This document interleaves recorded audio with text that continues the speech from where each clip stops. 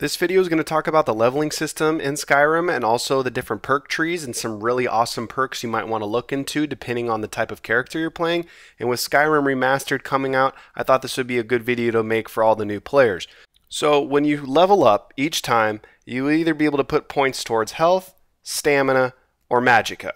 Now I personally think health should be your number one that you're putting into the most. And that's because regardless of what difficulty you're playing on, you need health. You don't want to get one-shot or two-shotted by the higher tier enemies in the game. Even when you have great armor, you're still going to want to have health. You're going to want to be able to take as much punishment as possible. Then the other two are stamina and magicka. If you are a mage character, you will be tempted to put everything into magicka and health. But as I will explain here in a little bit in the video, with the enchanting skill tree, you can pretty much set it up with your armor build that you can cast magic spells for zero use of your magic bar. But early on in the game, if you are a mage, you're just starting a new character, I would put a little bit into magicka, but once you start to level up enchanting, you won't have to worry about your magic bar at all, which will be a setup I'll explain here in a little bit.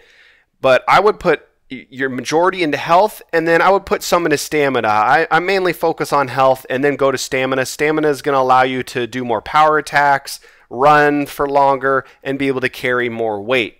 Though, even if you don't want to put stuff into stamina, there's magic spells you can use to bump your stamina back up, and then you can also just eat some vegetable soup if you wanted to.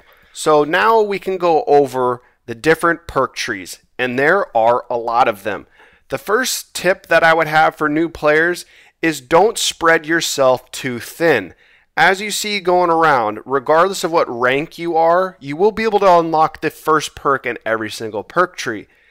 And that's not something you're going to want to do. Okay? So don't spread yourself too thin. Focus on the core trees that you want to focus on. Now, the 3 to 4 trees I would suggest focusing on heavily, regardless of what type of character you are playing, are smithing, enchanting, sneak, and alchemy. Now you want to focus on smithing because upping your smithing perk tree, that will allow you to make better armor, and you want to get to the tippy top. Dragon armor and Daedric armor. All the armor looks really cool. Both of those are really cool armor sets and very, very helpful for your defensive rating. I will be uploading a smithing guide in the next day or two to show you some techniques to use to up your smithing very, very quickly, and in turn will allow you to start bankrolling some dough. The next perk tree I would suggest highly focusing on, and that is enchanting. I will have an enchanting guide as well. I think I'll probably just mix the two, the smithing and enchanting, since those kind of go hand in hand. So the reason you want to bump up enchantments is because you are going to be able to put enchantments on your weapons and on your armor. So there's 3 branches in this enchantment tree. Ignore the right branch. I would not put any perks into the right branch. Focus on the middle branch and the left branch, and what you're going to do is you're going to work your way to the tippy top. Extra effect. You can put 2 enchantments on the same item. That means 2 enchantments on gauntlets, 2 enchantments on helmet, 2 enchantments on chest, 2 enchantments on boots, 2 enchantments on jewelry for a necklace and a ring. And you can put 2 enchantments on all the weapons that you like to use. Enchanting is super OP, and in my opinion is the most important perk tree. Everybody should be leveling up enchantment, regardless of what type of class you're playing. Every single person, because it can make your character that much stronger, and you're especially going to want to have enchanted items if you are playing on a higher level difficulty. So I mentioned a little earlier in the video about the mage classes. Don't put too much into magicka. Yeah, maybe a little bit at the very beginning of the game, but once you start leveling up enchanting, you're going to be able to start casting spells for pretty much free. And I will cover this more in the enchanting video, but just for an example, and this might get a little confusing for newer players, so I apologize if it is. I will cover it a little bit more into depth on the enchanting / smithing video that I'm going to make. But just for an example, so your enchanting's up at 100, you can put 2 enchantments on the same item, blah, blah, blah. So you could put like a 25% destruction spell cost reduction on all your armor items, a ring and a necklace. And that's going to give you so much cost reduction of using destruction spells. And when I say cost, I don't mean like physical monetary value, like the cost of your magic bar energy, the cost of using a spell, how much will it go down? But anyway, with all that cost reduction on all your items, that you'll be able to cast any spell within that destruction tree for free. You won't even use your magic bar at all. So it's very, very powerful, especially for the mage class. It's powerful for everybody, but especially the mage class. Now, you will have to find items with enchantments on them, and what you do is you disenchant the item you have found to learn that enchantment. So it might take a while to find items with the enchantments that you actually want to use. So like I said, mages, put points towards your magicka bar at the beginning. But once you find some enchantments that you actually want to use, you're going to be able to apply those to your armor, and that's going to kind of negate your magic bar. You're not going to lose stuff when you're casting spells if you have all that cost reduction on your armor. The next big perk tree I think everybody should be focusing on is Sneak. The Sneak perk tree has some really cool perks in it that can give you some huge damage bonuses, but just in general, regardless if you're a magic player, you're bow first, then do a sword or to a mace, whatever, you're a two-handed player, you're a bruiser, you just want to run in there, you're going to be sneaking around. Every class, assassin, bruiser, magic, you're going to be using sneak a lot. You're going to be sneaking through caverns, you're going to be sneaking through bandit camps, you're going to be sneaking, past a sleeping dragon. You're going to want to sneak up on enemies a lot of the time. And, if you're dual wielding magic, but you can switch to a dagger or a sword, sneak attacks do a ton of damage. The first perk we're going to talk about is Backstab.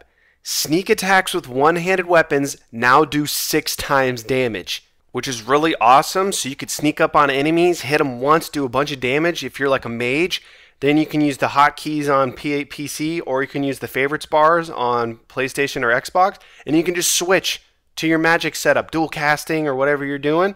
And then the next perk we're going to go over is Deadly Aim. Sneak attacks with bows now do 3 times damage. So for all the Robin Hood players, this is a must-have for you. And in my opinion, it's a great perk for everybody to have, regardless of what class you're using, because you can use a bow from super deep. So this is another super OP perk, Assassin's Blade.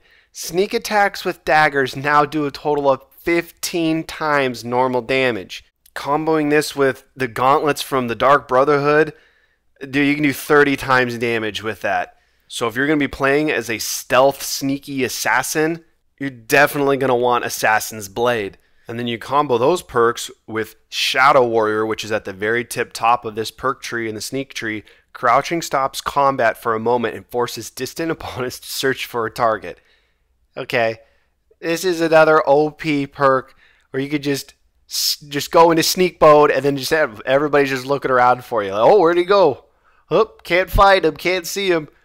This thing is really fun to use on a sneak build, dude. And you could just, in these other things, you won't trigger pressure plates. So like if you're, you miss a trap just so you don't get killed.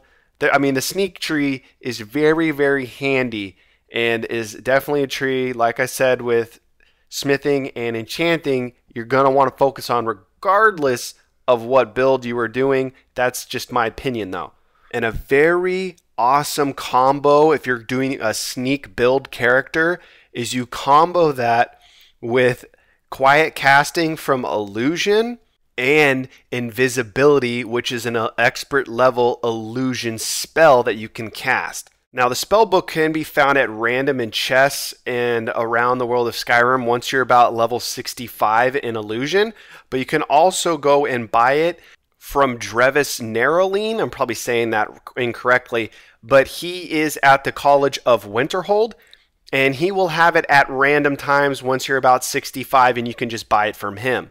But you combo that with quiet casting, and the reason you do quiet casting with that is because all spells you cast from any school of magic are silent to others. So if you're sneaking around, you cast the invisibility spell, it will last 30 seconds, 75 seconds if you are dual casting. You sneak around, do a assassin's blade on somebody that does 15 times damage. Then, you could run away, go back into sneak with Shadow Warrior, then you go stealth again. Then you can cast the invisibility illusion spell again. It's super OP, dude. And with quiet casting, you can cast it near enemies and they won't be alerted to you. So you could just sneak through everything. It's super awesome to use if you are going for an assassin sneak build. Another thing to look at, mages, maybe conjuration will be your school of magic that you want to focus on. You can do some real cool stuff with conjuration. Basically what you're going to do with conjuration is you're going to have other people helping you fight. So you can summon Atronox and you can also raise the undead. In your Atronox, you're going up this left tree and the middle left. You can double the duration for conjured Atronox. I'm probably not saying that correctly. I never know how to pronounce it.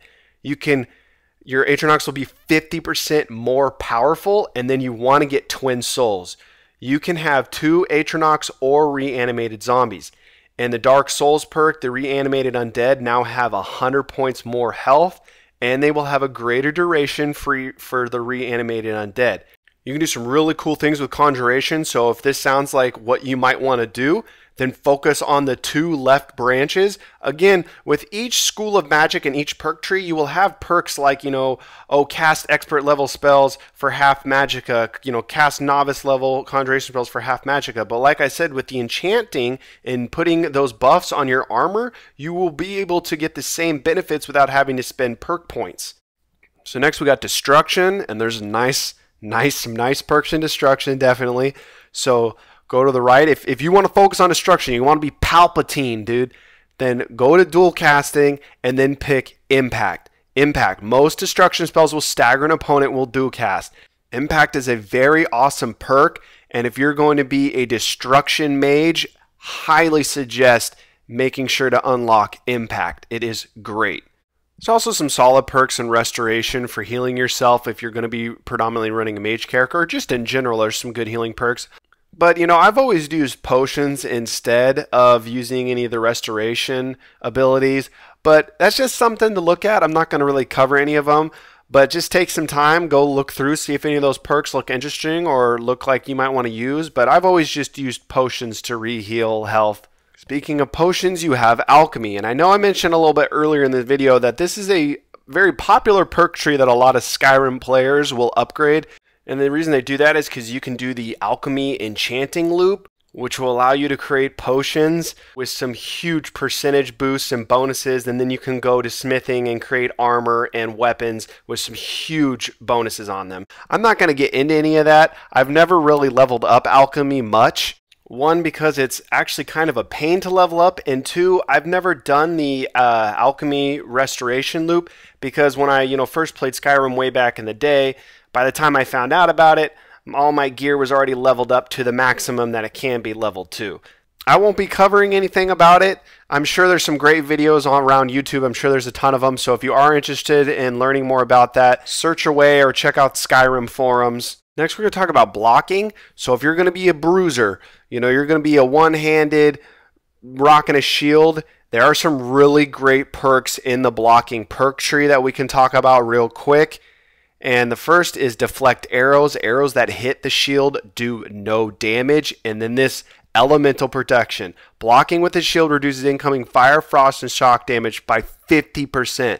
Incredibly useful. Then you have Block Runner, able to move faster with a shield raised, which kind of sounds dumb, but then you combo with Shield Charge. Sprinting with a shield raised knocks down most targets. You become a human wrecking ball, knocking over enemies. They'll fling around, fly to the ground. It's so fun to use and absolutely amazing. So if you're going with a bruiser, warrior build, you're definitely going to upgrade your block and upgraded that left side up to the Shield Charge, dude. It's super fun to use.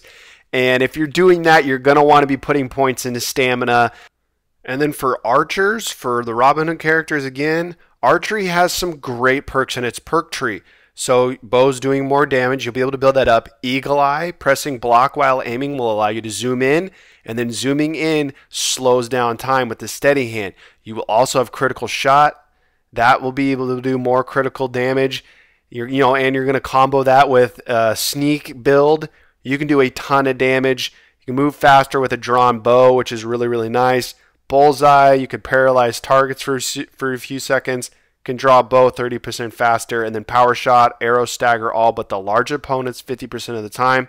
So you can get some really cool combos with a sneak build and an archery build, dude. It can be overpowerful. So that's pretty much a sum up of the perks I kind of wanted to share with you and kind of focus on. Then there's obviously the other stuff that you should check out. You know, do you want to rock light armor or do you want to rock heavy armor? Are you going to be, you know, a one-handed player? Are you going to be a dual-wielding, you know, swords? Are you going to be a two-handed player? You know, are you going to be using block at all? Or, you know, if you're not using block, you're probably dual-wielding two swords. Or, you know, you're two-handed or you're rocking a sword and you're using some magic and you're offhand. All that being said, guys, play the character you want to play. Those were just suggestions, and I just wanted to share some of the more OP perks for newer Skyrim players that might not be familiar with the different perk trees. But go in there and check out the different perk trees. Get a feel for, you know, what perks you might want to do. And when you initially level up and you put something into health, magicka, or stamina, you don't have to pick a perk.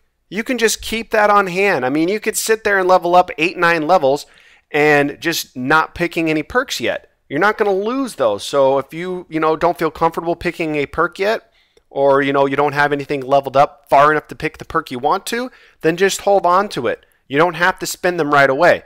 And again, play as the character you want to play as. Those were just suggestions. If you want to, you know, I personally think the lock-picking perk tree is kind of pointless because lock-picking is not very hard in this game, and lock-picks are abundant.